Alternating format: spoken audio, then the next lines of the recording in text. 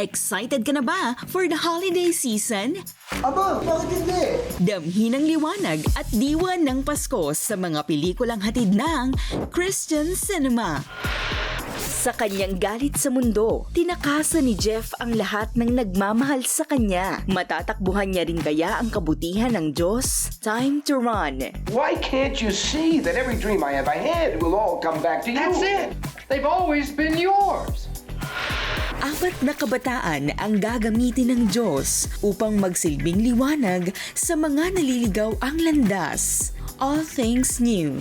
Mahal ako ng Panginoon. Ibinigay niya ang kanyang anak na si Jesus para mamatay sa krus para sa aking mga kasalanan.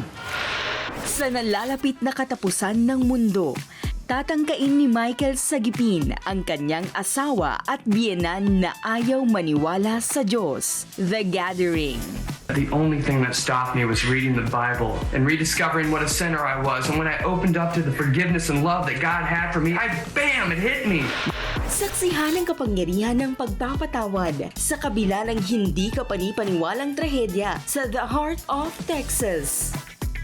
I never saw God move the way He moved as God. Forgiveness and love in there. I never saw that before.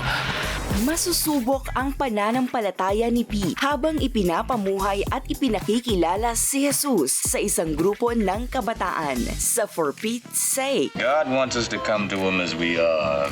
And anyway, He knows more about you and me than we do.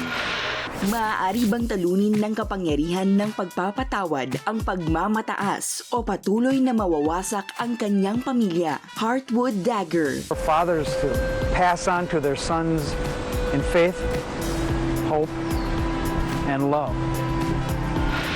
Mapipilitan si Vince makisama sa mga Kristiyanong may sariling pinagdadaanan. Mapalambot kaya nila ang puso ng isa't isa? Thin Ice. God loves us so much, He gave us His only Son to die for our sins, so we could have another chance. Tuloy-tuloy ang festive vibes sa mga pelikulang hatid ng Christian Cinema.